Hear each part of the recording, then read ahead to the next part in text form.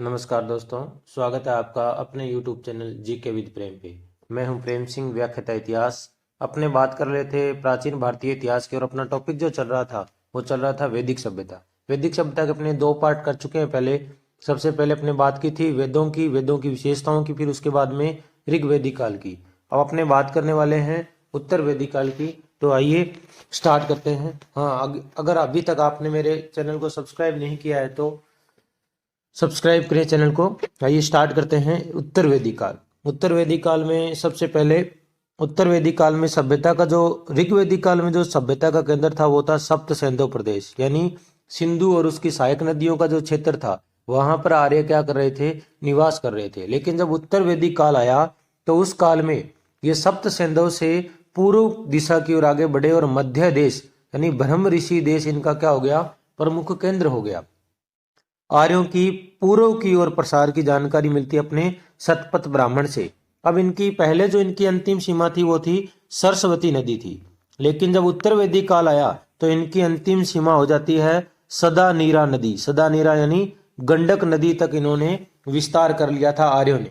फिर उसके बाद में बात करते हैं आर्य उत्तर वैदिक काल की जो प्रमुख विशेषताएं उनकी बात करते हैं। तो उत्तर वैदिक काल एक कृषि प्रधान अर्थव्यवस्था थी। ऋग्वेदिक काल तो क्या था, पशुओं उनका मुख्य व्यवसाय था, कृषि गौण था। अब उत्तर वैदिक काल आते आते इनका जो प्रमुख व्यवसाय हो गया वो क्या हो गया, कृषि।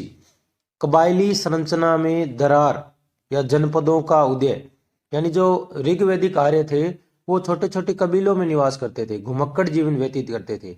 लेकिन जब उत्तर वैदिक काल आया तो इन कबीलाई संरचना में क्या आ गया है, दरार आ गया है, और ये स्थायी रूप से एक जगह पर निवास करने लगे हैं। इसी कारण कृषि इनकी क्या होगी, प्रधान अर्थव्यवस्था हो गई है। फिर उसके बाद में वर्ण व्यवस्था की विधिवत स्थापना हुई। पहले अपने ऋग्वेद के 10वें मंडल के पुरुष सूक्त में 4 वर्णों की उत्पत्ति की जानकारी मिली है, वो कर्म पर आधारित है। लेकिन जब उत्तर वैदिक काल आया तो ये वर्ण व्यवस्था जन्म पर आधारित हो गई। इसमें क्या आ गई, कठोरता आ गई। अब विधिवत स्थापना कब हो गई है इसकी, उत्तर वैदिक काल में हो गई है। फिर क्षेत्रगत साम्राज्यों का उदय, छोटे छोटे क्षेत्रों का साम्राज्यों का क्या होने लगा, अब उदय होने लगा है। विशेषीकरण से युक्त शिल्पियों का उदय, अब जो उद्योग धंधों में शिल्पी है उनका भी क्या हो गया है, इससे उत्तर वैदिक काल में उदय हो गया है, उनका प्रचलन बढ़ गया है। लोहे की खोज, उत्तर वैदिक काल में क्या हो जाती है, लोहे की खोज। 1000 ईसा पूर्व में क्या होती है, लोहे की खोज होती है। सबसे बड़ा भंडार मिला अतरंजी खेड़ा में। इससे लोहे का प्रचलन क्या है, बहुत ज्यादा बढ़ गया। लोहे को श्याम अयस्य या कृष्ण अयस्य कहा गया है। लोहे का जो पहला स्पष्ट उल्लेख है वो अथर्व वेद में मिलता है। लोहे का पहला स्पष्ट उल्लेख कौन से वेद में मिलता है, अथर्व वेद में मिलता है। विश्व में सर्वप्रथम प्रचलन लोहे का विश्व में सबसे पहले प्रचलन कहाँ पे हुआ, एशिया माइनर। और एशिया माइनर कहाँ है, तुर्की में। और तुर्की के एक साम्राज्य या एक जाति कह सकते हैं, हित्ती जाति ने इसका क्या किया, प्रचलन किया। फिर उसके बाद में है राजनीतिक व्यवस्था। उत्तर वैदिक काल की राजनीतिक व्यवस्था की बात करें तो कुरु व पांचाल को आर्य संस्कृति की क्या कहा गया है, धुरी। आर्य संस्कृति की धुरी कौन से 2 जनपद कुरु और पांचाल कहलाते हैं। उत्तर वैदिक काल के सर्वाधिक विकसित राज्य की बात करें तो भी कौन है, कुरु और पांचाल है। इसी कारण इन्हें उत्तर वैदिक काल या आर्य संस्कृति की क्या कहा गया है, धुरी कहा गया है। अब उत्तर वैदिक काल में छोटे छोटे कबीले मिलकर क्या बन रहे थे, जनपद बन रहे थे, जनपदों का रूप धारण कर रहे थे। जैसे पुरु और भरत दोनों मिलकर क्या कहलाए, कुरु कहलाए। ये ध्यान में रखना, पुरु और कुरु आगे पीछे हो सकता है। पुरु और भरत मिले हैं, बना कौन सा है, कुरु। और इसकी राजधानी की बात करें तो सबसे पहले प्रारंभ में इसकी राजधानी थी असिंधवत, और बाद में कौन सी बन गई, इंद्रप्रस्थ या हस्तिनापुर किसकी राजधानी बन गई, कुरु की। तुर्वस और क्रीवी दोनों मिलके क्या कहलाए, पांचाल। और पांचाल की राजधानी कौन सी है, काम्पिल्य। फिर उसके बाद में है शतपथ ब्राह्मण में, कौन से ब्राह्मण ग्रंथ में, शतपथ ब्राह्मण ग्रंथ में कुरु एवं पांचाल को वैदिक सभ्यता का सर्वश्रेष्ठ प्रतिनिधि कहा गया है। कुरु और पांचाल को वैदिक सभ्यता का क्या कहा गया है, सर्वश्रेष्ठ प्रतिनिधि। कहाँ पे कहा गया है, शतपथ ब्राह्मण में। अथर्व वेद में मगध के लोगों को व्रात्य कहा गया है। मगध के लोगों को क्या कहा गया है? व्रात्य। कहाँ पे? अथर्ववेद में कहा गया है। फिर उसके बाद में है अथर्ववेद में विष द्वारा राजा के चुनाव का वर्णन मिलता है। राजा के चुनाव का वर्णन या चुनाव कौन करता था? विष। विष क्या थे? कई परिवारों का समूह मिलकर किसका निर्माण करते थे? विष का, जो अपने ऋग्वेदिक काल में पढ़ा। अभी तक अगर आपने वो वीडियो नहीं देखा है तो डिस्क्रिप्शन में आपको इसका लिंक मिल जाएगा, जाके वो वीडियो जरूर देखें। फिर उसके बाद में है सभा व समिति राजा पर नियंत्रण रखती थी। राजा पर नियंत्रण कौन रखती थी? सभा व समिति। समिति के अध्यक्ष को क्या कहा जाता था? ईशान। और सभा के अध्यक्ष को कहा जाता था सभ्य। ये अपने पहले वाले वीडियो में बात कर चुके हैं।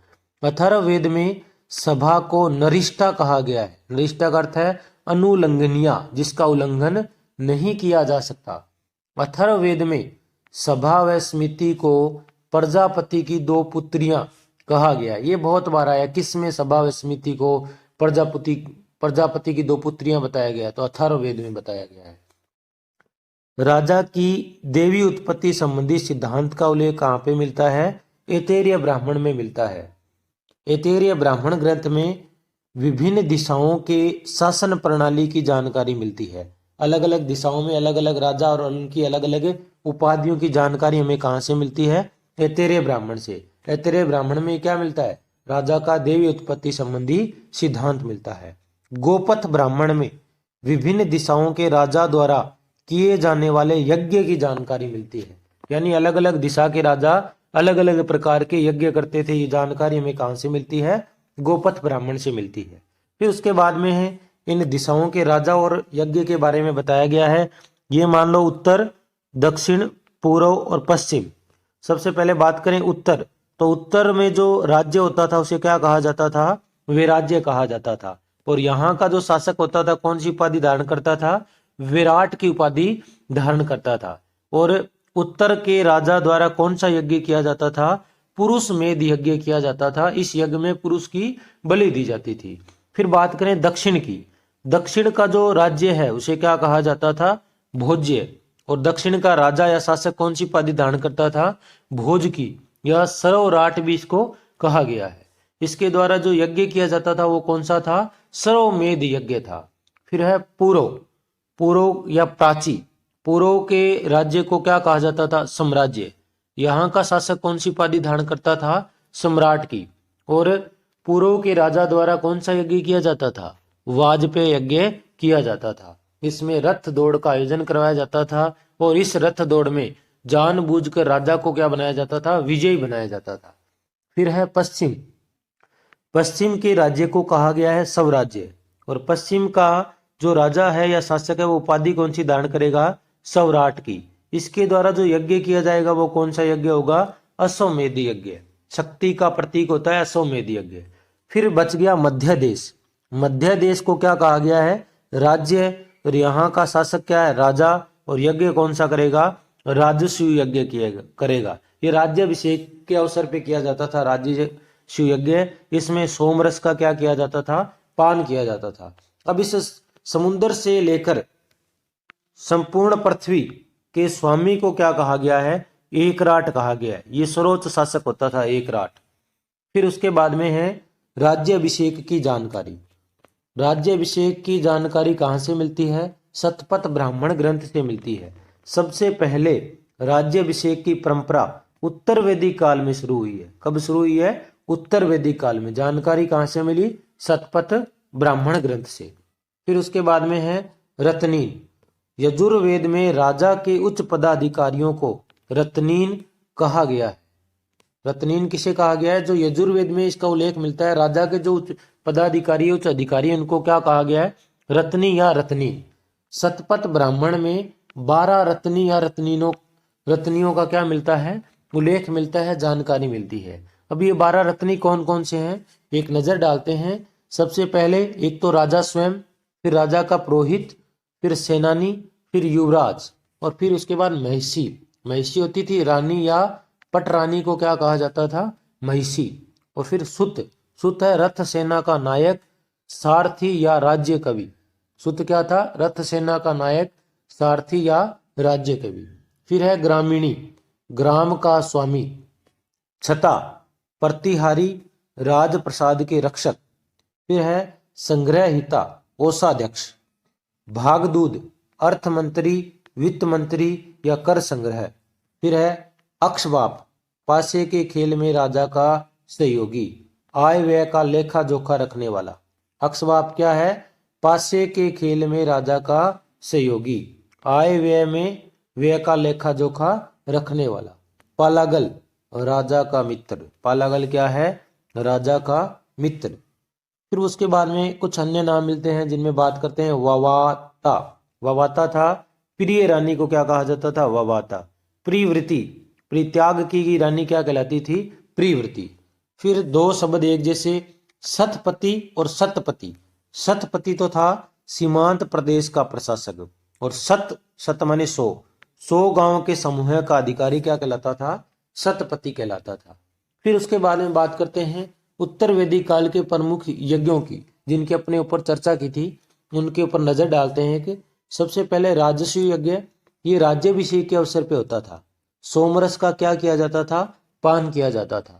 राजा रत्नियों के घर जाता था, और यज्ञ की जानकारी, इस राजस्व यज्ञ की जानकारी मिलती है शुक्ल यजुर्वेद से। फिर उसके बाद में है अश्वमेध यज्ञ। राजा की शक्ति का प्रतीक है अश्वमेध यज्ञ। इसका प्रतीक है शक्ति का। सर्वाधिक महत्वपूर्ण यज्ञ कौन सा है? अश्वमेध यज्ञ। अश्वमेध यज्ञ की जानकारी कहाँ से मिलती है? शतपथ ब्राह्मण ग्रंथ से। इसके अलावा तैत्तिरीय ब्राह्मण ग्रंथ से। इसके अलावा आश्वालायन शाखायन सूत्र से इस यज्ञ की क्या है? जानकारी मिलती है। फिर उसके बाद में बात करें वाजपेय यज्ञ। राजा द्वारा रथों की दौड़ का क्या होता था? आयोजन होता था। पृथ्वी माता की क्या की जाती थी? पूजा की जाती थी। रथ दौड़ में राजा को विजयी बनाया जाता था। फिर उसके बाद में अगला यज्ञ है अग्निहोष्टम।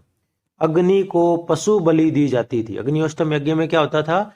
अग्नि को पशु बलि। यज्ञ से पूर्व याज्ञिक व उसकी पत्नी को 1 वर्ष तक सात्विक जीवन व्यतीत करना पड़ता था। याज्ञिक यानी जो यज्ञ करवाना चाहता है उसको 1 साल पहले ही सात्विक जीवन जीना शुरू कर देना पड़ता था, तभी अग्निहोष्टम यज्ञ करने का वो भागी होता था। फिर उसके बाद में है पुरुष मेध यज्ञ। पुरुष मेध यज्ञ में पुरुष की बलि दी जाती थी, और ये मेन है 25 यूपों के याज्ञिक स्तंभ का प्रयोग किस यज्ञ में होता है? पुरुष मेध यज्ञ में होता है। और जानकारी इसकी कहां से मिलती है? शतपथ ब्राह्मण से। शूलगव यज्ञ, रुद्र शिव को प्रसन्न करने के लिए। रुद्र ऋग्वैदिक काल में शिव क्या थे? रुद्र। उत्तर वैदिक काल में क्या बन गए? शिव। तो रुद्र या शिव को प्रसन्न करने के लिए कौन सा यज्ञ होता था? शूलगव यज्ञ होता था। फिर उसके बाद में है उत्तर वैदिक कालीन सामाजिक स्थिति। सामाजिक स्थिति में वर्ण व्यवस्था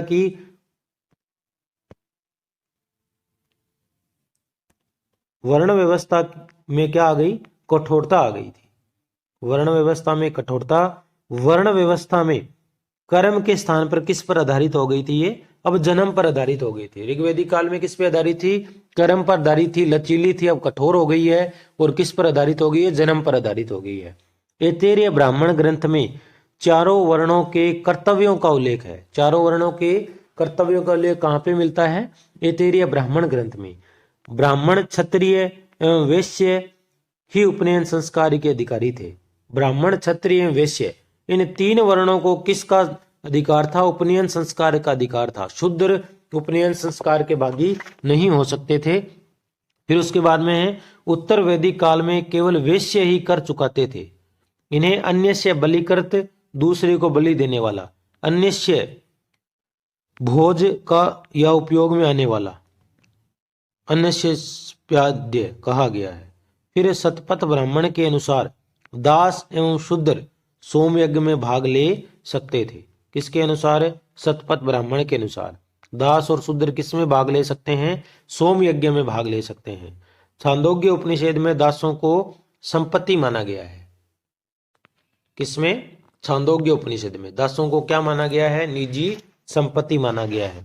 बृहदारण्यक एवं छांदोग्य उपनिषद में चांडाल को यज्ञ का अवशेष पाने का अधिकार दिया गया है। किसमें?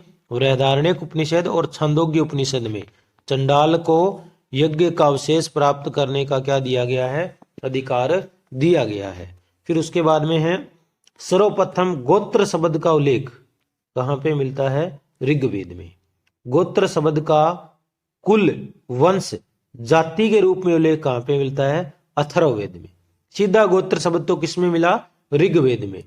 कुल, वंश या जाति के रूप में उल्लेख कहाँ पे मिलता है, अथर्ववेद में। गोत्र प्रथा की स्थापना उत्तर वेदी काल में हुई है। फिर उसके बाद में है आश्रम व्यवस्था। आश्रम व्यवस्था में सर्वप्रथम छांदोग्य उपनिषद में 3 आश्रमों का उल्लेख मिलता है। महत्वपूर्ण है ये दोनों लाइनें। सबसे पहले 3 आश्रमों का उल्लेख कहाँ पे मिलता है, छांदोग्य में। और 4 आश्रमों का कहाँ पे मिलता है, जाबलो उपनिषद में 4 आश्रमों का क्या मिलता है, उल्लेख मिलता है। फिर उसके बाद में है ये 4 आश्रम थे कौन से, तो पहला है ब्रह्मचर्य आश्रम, 25 वर्ष तक था, जन्म से 25 वर्ष तक विद्या का दान दिया जाता था इस आश्रम में। इसकी शुरुआत कब किससे मानी जाती थी, उपनयन संस्कार से विद्या की शुरुआत मानी जाती थी। और इस आश्रम की समाप्ति किससे होती थी, समावर्तन संस्कार से होती थी। इस संस्कार के बाद जो मनुष्य है वो स्नातकधारी माना जाता था। दूसरा आश्रम है गृहस्थ आश्रम। 25 से 50 वर्ष तक का जो समय है वो गृहस्थ आश्रम है, और इस आश्रम को सर्वश्रेष्ठ आश्रम माना गया है। इसमें 3 पुरुषार्थ, धर्म, अर्थ और काम की क्या होती है, प्राप्ति होती है, पूर्ति होती है। मनुष्य 3 ऋणों, देव ऋण, ऋषि ऋण और पितृ ऋण से क्या हो जाता है, मुक्त हो जाता है। इस आश्रम में प्रवेश होता है विवाह संस्कार से। फिर उसके बाद में है वानप्रस्थ या वेखानस आश्रम। तीसरा जो आश्रम है वानप्रस्थ या वेखानस। 50 से 75 वर्ष तक का जो समय है वो कौन से आश्रम में आता था, वानप्रस्थ या वेखानस। दोनों पुरुषार्थ, धर्म और मोक्ष की प्राप्ति होती है। इसमें 2 पुरुषार्थ होते हैं, धर्म और मोक्ष। ऊपर वाले में 3, धर्म, अर्थ और काम। फिर उसके बाद में है संन्यास आश्रम। संन्यास आश्रम में 75 से 100 वर्ष या मृत्यु तक एकमात्र लक्ष्य मोक्ष की क्या करना, प्राप्ति करना। तो ये 4 क्या थे, आश्रम थे। उसके बाद में बात करते हैं उत्तर वैदिक काल में स्त्रियों की दशा या स्थिति। उत्तर वैदिक काल में स्त्रियों की स्थिति या दशा में क्या आ गई, गिरावट आ गई। पैतृक संपत्ति से इन्हें क्या कर दिया गया, वंचित कर दिया गया। पिता की संपत्ति के अधिकार इनसे क्या है, छीन लिए गए।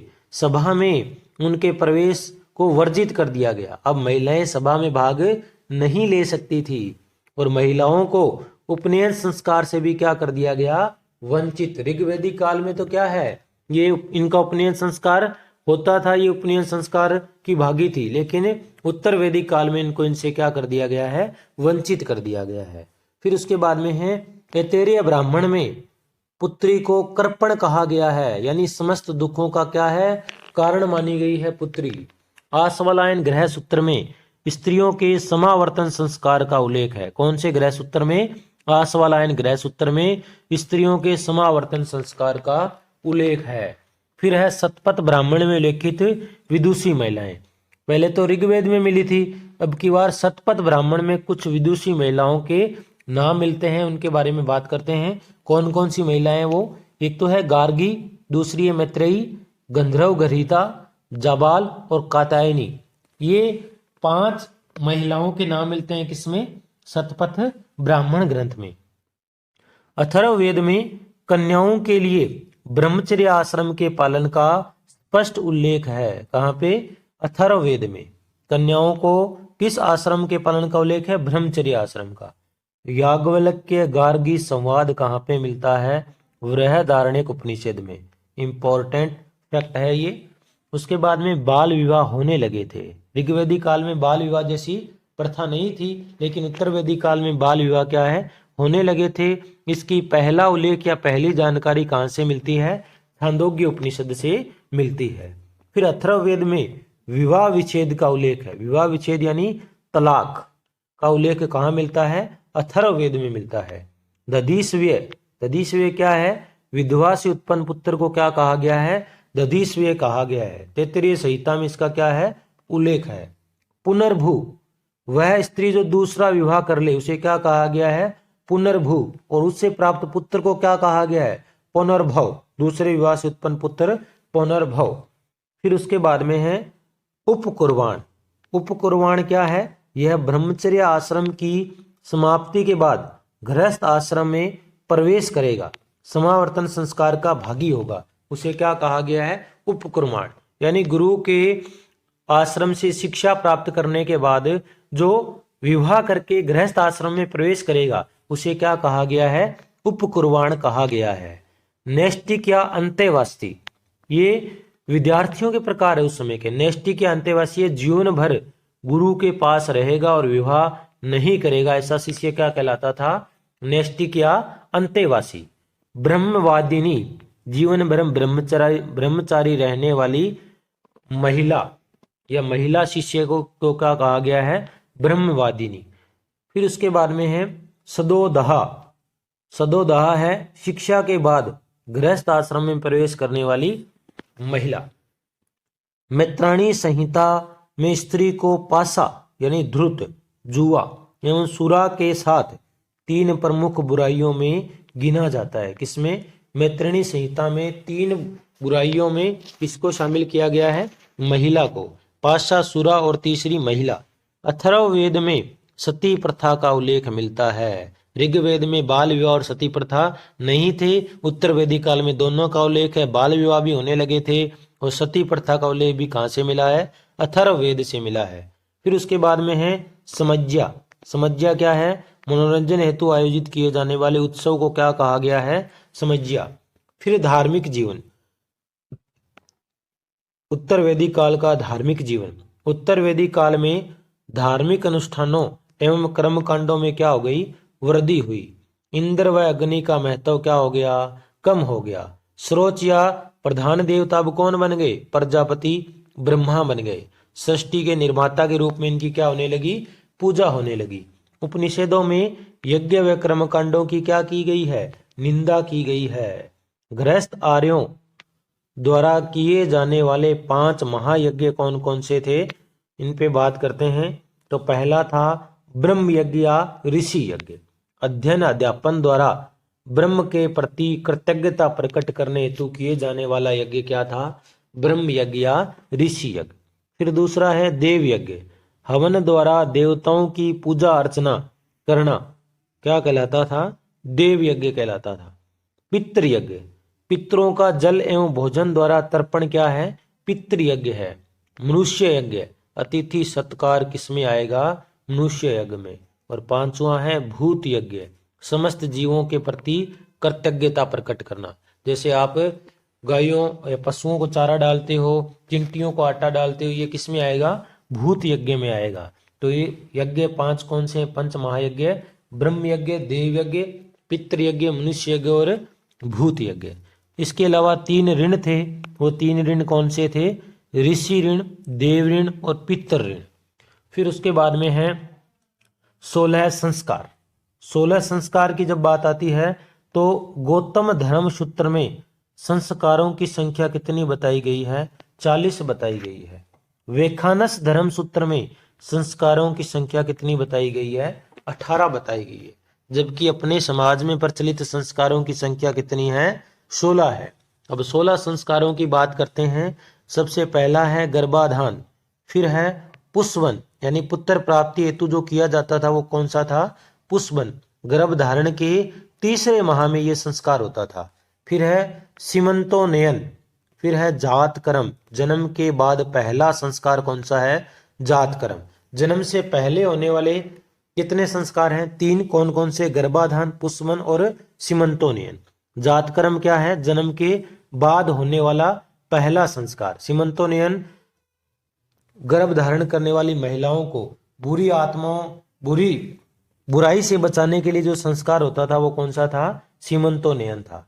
फिर उसके बाद में है नामकरण संस्कार। फिर निष्कर्मण, घर से पहली बार बच्चे को बाहर निकाला जाता था। फिर अन्नप्राशन, पहली बार बच्चे को ठोस अन्न खिलाया जाता था। फिर उसके बाद में है 8वां संस्कार है चूड़ाकर्म या मुंडन। और 9वां है कर्ण वेद। 10वां विद्या आरंभ। 11वां उपनयन। 12वां वेदा आरंभ। 13वां केशांत। 14वां समावर्तन। 15वां विवाह और 16वां संस्कार है अंत्येष्टि। इसी के साथ मनुष्य भी समाप्त हो जाता है और संस्कार भी क्या है, समाप्त हो जाते हैं। फिर उसके बाद में है विवाह की बात करें तो आश्वालायन गृह सूत्र में विवाह के 8 प्रकार बताए गए हैं। ऋग्वेदिक काल में 2 ही प्रकार की विवाह प्रचलित थे, लेकिन उत्तर वैदिक काल में विवाह के कितने प्रकार मिलते हैं, 8 प्रकार, वो भी कहाँ से, आश्वालायन गृह सूत्र में बताए गए हैं। पहला विवाह है ब्रह्म विवाह। कन्या का पिता शीलवान वर ढूंढता है और विवाह का ये क्या है, सर्वोत्तम प्रकार है। कन्या का पिता शीलवान वर ढूंढकर अपनी कन्या उसको सौंप देता है, भेंट कर देता है, विवाह कर देता है। तो ये विवाह का क्या है, सर्वोत्तम प्रकार है और वर्तमान में भी यही प्रचलित है। फिर है देव विवाह। यज्ञ कराने वाले पुरोहित के साथ कन्या का विवाह क्या कहलाता था, देव विवाह। फिर है आर्ष विवाह। आर्ष विवाह क्या है, वर द्वारा कन्या के पिता को कन्या के बदले एक जोड़ी बैल और गाय भेंट की जाती है। यानी एक जोड़ी बैल व गाय भेंट करने पर जो कन्या का पिता है, कन्या का विवाह किससे कर देगा, बैल और गाय भेंट करने वाले के साथ। फिर है प्रजापत्य विवाह।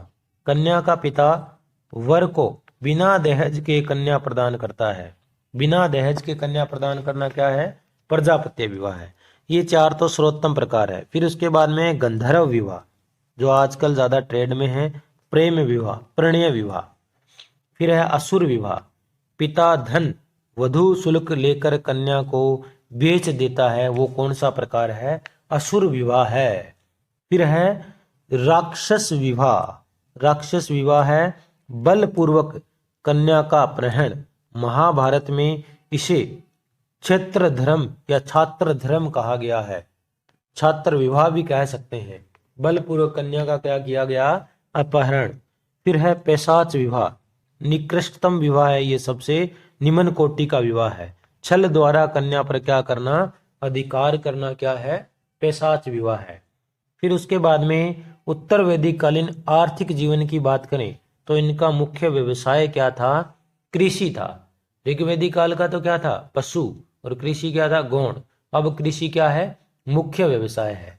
काठक संहिता में, कहां पे, काठक संहिता में 24 बैलों द्वारा खींचे जाने वाले हलों का क्या मिलता है, उल्लेख मिलता है। और हल को क्या कहा गया है, लांगल कहा गया है।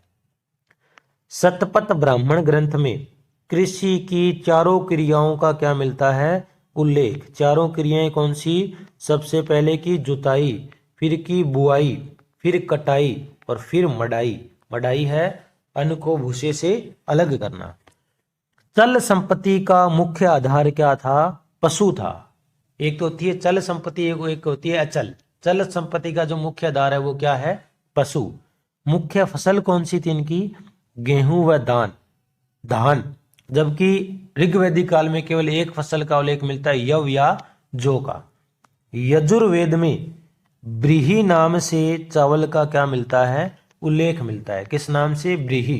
कहां पे, यजुर्वेद में। किसका, चावल का उल्लेख।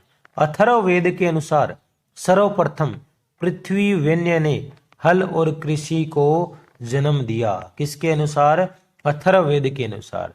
सबसे पहले कृषि को जन्म किसने दिया, पृथ्वी वेन्य ने। पृथ्वी वेन्य को कृषि का पहला अनुसंधान करता क्या है, माना गया है। अथर्ववेद में पहली बार नहरों का क्या मिलता है, उल्लेख मिलता है। उत्तर वैदिक काल में लोहे का व्यापक प्रयोग शुरू हुआ। लोहा पहले बताया मैंने, श्याम अयस या कृष्ण अयस। तैत्तिरीय संहिता के अनुसार वर्ष में 2 फसलें होती थी। तैत्तिरीय उपनिषद में उल्लेख मिलता है अन्न ही क्या है, ब्रह्मा है, इसलिए अत्यधिक अन्न उपजाओ। फिर उसके बाद में है फसलों के उल्लेखित नाम। ब्रीही या तंदुल किसे कहा गया है, चावल को। शाली किसको कहा गया है, धान को। गोधूम गेहूं को। इच्छु गन्ना को। फिर उसके बाद में उद्योग एवं व्यापार। पुरुष मेध सूक्त में अनेक शिल्प उद्योगों का क्या मिलता है, वर्णन मिलता है। कहां पे, पुरुष मेध सूक्त में। वाजसैनी संहिता में कुंभकार के अतिरिक्त 18 प्रकार के कारीगरों का उल्लेख है। कितने प्रकार के, 18 प्रकार के। कहाँ पे? वाजसेनी संहिता में। और एक कौन सा हो गया? कुंभकार। सृष्टि व्यापारिक श्रेणी का क्या था? प्रधान था। सृष्टि और श्रेणी का उल्लेख कहाँ पे मिलता है? तैत्तिरीय ब्राह्मण ग्रंथ में मिलता है। फिर उसके बाद में है तैत्तिरीय संहिता में ऋण के लिए कुसीद शब्द मिलता है। कहाँ पे? तैत्तिरीय संहिता में ऋण यानी ब्याज के लिए कौन सा शब्द मिला है? कुसीद शब्द मिला है। महाजनी प्रथा का पहला उल्लेख कहाँ पे मिलता है? शतपथ ब्राह्मण ग्रंथ में मिलता है। अथर्ववेद में चांदी का क्या मिलता है? उल्लेख मिलता है। उत्तर वैदिक काल में प्रचलित माप की इकाइयां थी निष्क, शतमान, पाद और कृष्णल। ये क्या थी? माप की इकाइयां थी। निष्क क्या था? स्वर्ण मुद्रा थी। और शतमान चांदी की मुद्रा थी। व्यापार का माध्यम था वस्तु विनिमय, वस्तु के बदले वस्तु। गाय व निष्क लेन देन का क्या थे? माध्यम थे।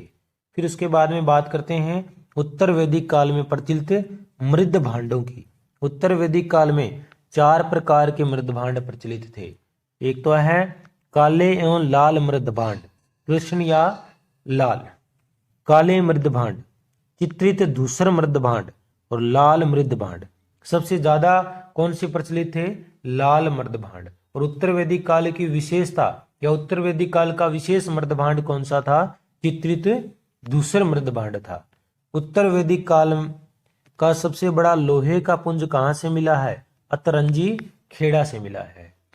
वीडियो अच्छा लगे तो लाइक करें, कमेंट करें, शेयर करें। धन्यवाद।